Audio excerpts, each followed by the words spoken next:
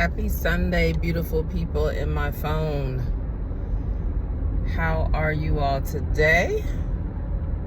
Welcome to another episode of Car Conversations. We talk about faith, freedom, and football.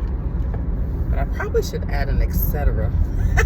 after that because it's just real life things. And I want to start with this. I recently moved. And the struggle right now to find my things in my new home is so real that I'm so late right now this morning. And I'm like, where is my stuff? I'm just used to a certain, having things in certain places. And so this is the whole trying something new and doing something new. I just didn't realize how used to things being in certain places I had gotten. We can get very, very accustomed, to our life and the way we do things. So that was my morning struggle. But I'm in the car now, praise Jesus, and we headed to church. Let's do a little quick recap. I got a lot I want to talk about this morning. First of all, football. The Georgia-Florida game was not what we thought it would be. The Georgia-Florida game was what Georgia fans knew it would be. But it wasn't what many of, other football fans thought it would be. Florida came out. They scored that first touchdown, and it was like, okay. And they were really, really hyped. And then it was downhill after that. It's like, Brock Bowers, okay. Heal up, Brock. Next man up. You gotta love that for Kirby, because we know where it came from.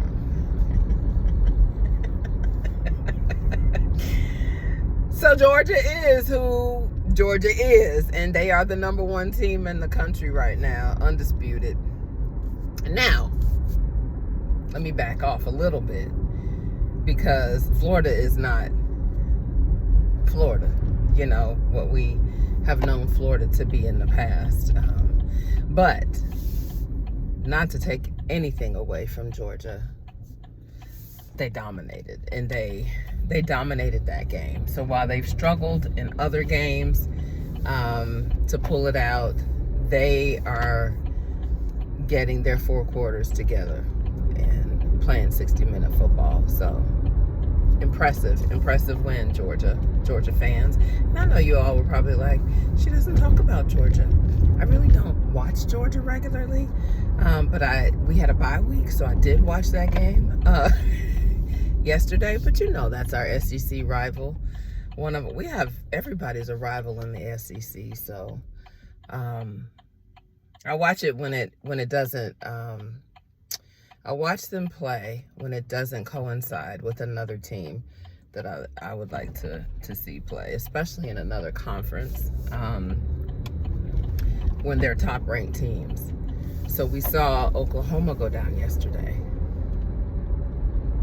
to an unranked Kansas. Yeah. But Oklahoma beat Texas. So it's like, it's any given Saturday. I really like Dylan Gabriel as a quarterback. I really, really do. I like his heart. I did not watch the whole game. And then they cut it. I was so mad at Fox. They cut it. It went into a weather delay.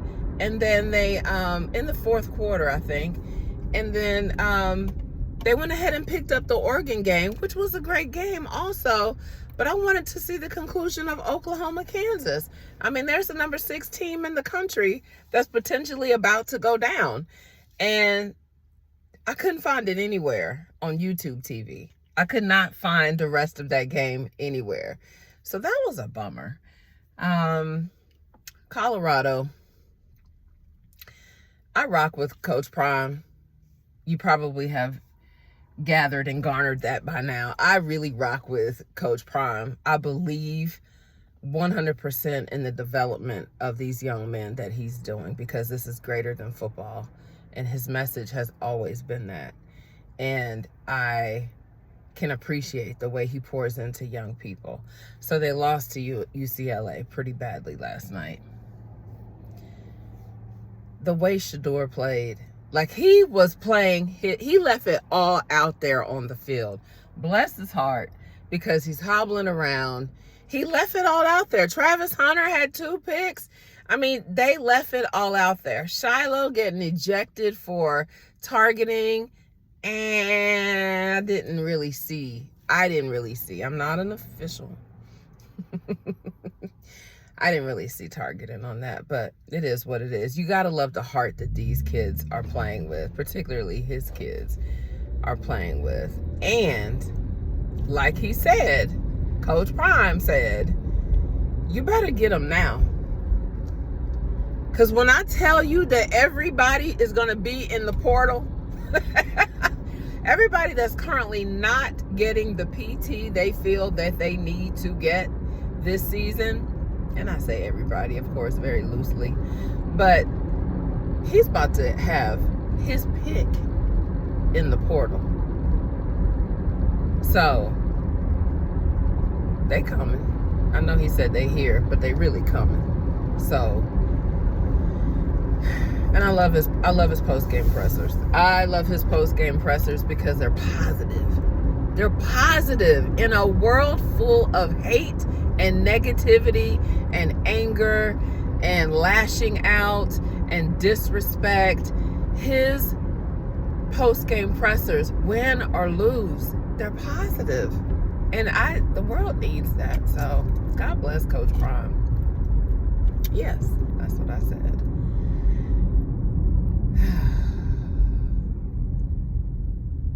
What else do I want to say about football? Because I really need to talk about something else. Those were the biggest games yesterday that I watched and I have feedback for. NFL today, my Cowboys play at 1 o'clock. It is a division rivalry.